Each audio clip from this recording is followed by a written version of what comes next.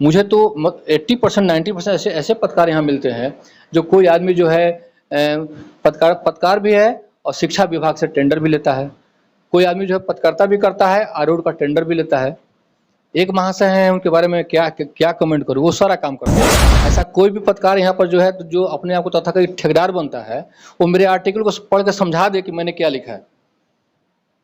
क्योंकि PG English से हम लोग किए हैं, पढ़ाई लिखाई करके पत्रकारिता में आए हैं, तो ये जाहिल सब आ गया। कोई कोयला बेचता था, कोई मट्टी तेल का दलाली करता था, वो पत्रकारिता आ गया। कोई जो है ऑफिस में जो है टेंडर का काम करता था, एनजीओ चलाता था, वहां से आ गया। तो ऐसे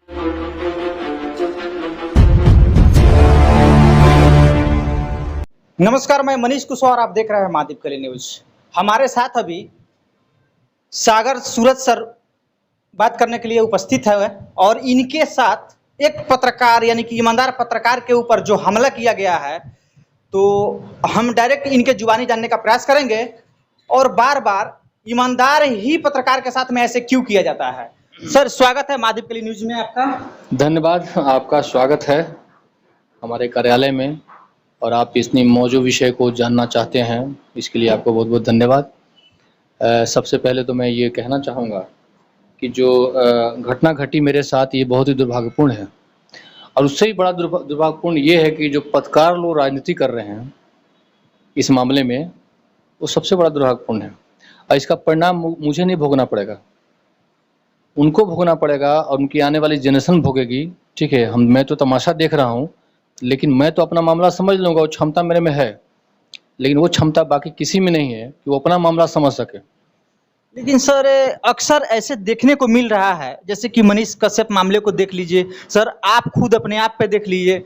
आप लोग जैसे पत्रकार के ऊपर हमला करके मुख्य रूप से आखिर ये जो लोग हमलावर है, ये साबित क्या करना चाहते हैं? सारे लोगों को वजूद गिराना चाहते हैं कि क्या आखिर मुख्य रूप क्या है? देखिए, हमलावर इसलिए हिम्मत करते हैं किसी पत्रकार पर अटैक करने के लिए, है ना, क्योंकि पत्रकारों की बहुत बड़ी जमात ऐसी है जो चोर उचक्के हो गए हैं।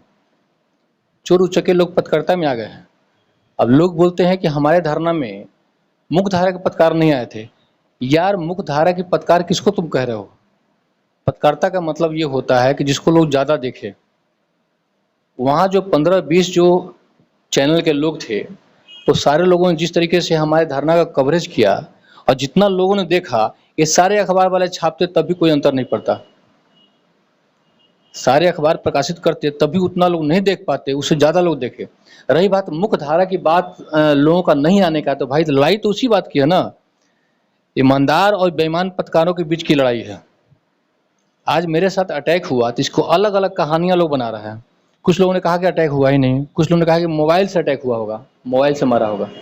ठीक है, वो जो लड़का था जिसको हम लोग सस्पेक्ट में नाम रखे हुए हैं, जो प्रेस कॉन्फ्रेंस किया, उसने कहा क्या कि मैंने तो आज तक सुना ही नहीं कि रॉड से किसी को ये अटैक हुआ है। ऐसा भी उसने वीडियो में शायद बोला था।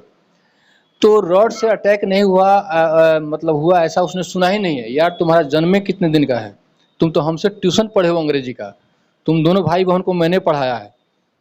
ठीक है, हमारे आँख के सामने तुम्हारा जन्म हुआ है, तुम देखा क्या हो? रॉड से हमला नहीं होता है। और जहाँ तक पत्रकारों की बात है, तो पत्रकार लोग जो ये कन्फ्यूजन जो है पैदा कर रहे हैं कि व्यक्तिगत इनका विवाद है, इसलिए इन पर केस किए हैं। तो मैं तो केस नहीं किया हूँ, मैं तो सस्पेक्ट में नाम दिया हूँ। मैंने तो पुलिस को पूरा ऑप्शंस दिया है कि आप जांच करिए। इसका मतलब सर, आप नामजद नहीं दिए हैं एप्लीकेशन? नामजद नहीं दिए। मेरे एप्लीकेशन में मैंने लास्ट में देखिए, नामजद का मतलब ये होता है, जाहिलों को कौन समझाए। ठीक है, पत्रकार लोग भी तो पढ़े लिखे लोग आते नहीं है। जितना ये दैनिक अखबार आप देख रहे हैं ना, जी जी, ये सारे बेकार लोग, माने जीवन से हरास निराश लोग हैं। अखबार आज सुबह में हटा दे तो शाम तक किसी लायक ये लोग नहीं रह पाएंगे। ये लोग ट्यूशन पढ़ाने लायक भी नहीं है, और हम पे कमेंट करते हैं। मैं तो अंग्रेजी का अपना टाइटल खबरों का लिखूं तो उसका हिंदी रूपांतर नहीं कर सकते हैं, समझ नहीं सकते हैं मेरी अंग्रेजी आर्टिकल में मैंने क्या लिखा है। ऐसा कोई भी पत्रकार यहाँ पर जो है जो अपने आप को तथाकथित ठेकेदार बनता है, वो मेरे आर्टिकल को पढ़ के समझा दे कि मैंने क्या लिखा है।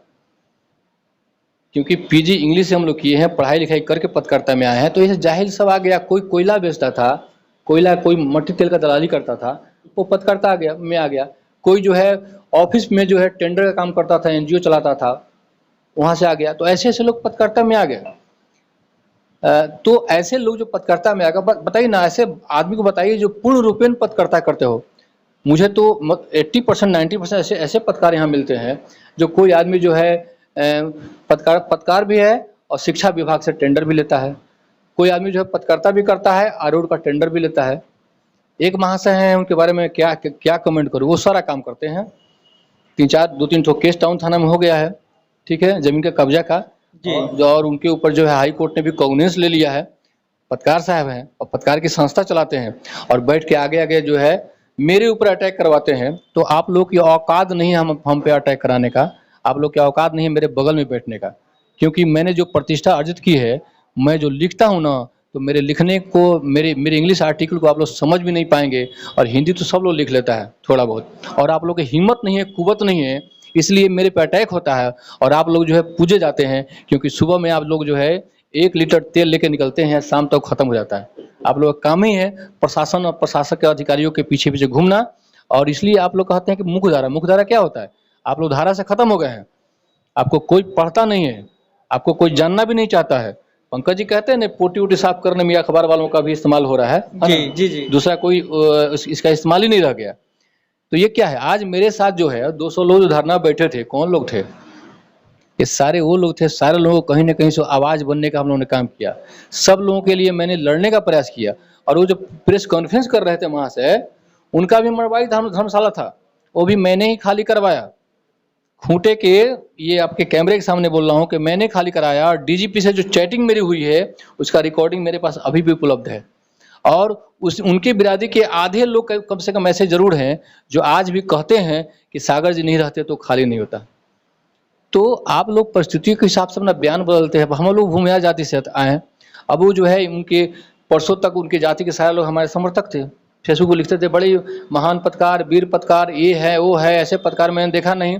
और जैसे उनके सस्पेक्ट में उनके जाति का नाम आ गया, जाति के एक व्यक्ति का, सब लोग उलट गए और उसके बाद हम राक्षस हो गए। और तो ऐसे जो है, मान ली कि मैं एक भूमिहार जाति से आता हूँ, मैंने कोई गलती की है, तो मैं भूमिहारों का जो ब्रह्मऋषि समाज जो है वहाँ मैं जाऊँ और कहूँ कि भाई मेरे पर अत्याचार हो रहा है, तो ब्रह्मऋषि समाज आके प्रेस कॉन्फ्रेंस कर देगा, कह देगा कि सागर जी निर्दोष है तो निर्दोष हो जाएंगे। ये तो जांच का विषय बनता है। जांच का विषय है ना, जांच होगा उसके बाद। तो आप ये ठेका लेने वाला कौन है कि अब राहुल अग्रवाल जी के परबाबा सत हरिश्चंद्र के बेटा थे क्या, जो उनके खानदान में सारे लोग सही ही बोलते हैं क्या? सर आखिर आप मोतिहारी में रह के सर आपको इस तरह से परेशान करने का रंजिश जो है और आपको दबाने का प्रयास, आखिर मुख्य कारण क्या हो सकता है सर? मुख्य कारण यही है कि सारे दलाल हैं, ये सारे अधिकारियों, प्रशासक और जितनी ब्लैकमेलर सब है सबसे मिले हुए हैं। ये सारे उनसे पैसा लेते हैं, ये खबर छापेंगे, उसके बाद पार्टी आएगा, पैसा ले लेंगे, दूसरा फॉलोअप नहीं जाएगा। यहाँ की पत्रकारिता यही है, पहली खबर आएगी, दूसरा फॉलोअप नहीं जाएगा, मामला सेट हो गया, बात खत्म हो गया। मैं तो लिखता हूँ तो हर्दी गुर्दी बुला के लगातार लिखते रहता हूँ जब तक कार्रवाई नहीं होती है। तो इन लोगों को लगता है कि भाई अच्छा ये बताइए रॉड से आप पे हमला क्यों होगा? जब आपके पास कोई खबर छापेंगे तो पहले तो रिक्वेस्ट आएगा, रिक्वेस्ट आप नहीं माने, फिर आपके पास पैरवी आएगा, नहीं माने, फिर आपके पास धमकी आएगा डायरेक्टली इनडायरेक्टली, आप उसको भी नहीं मानेंगे तो आप पे अटैक होगा।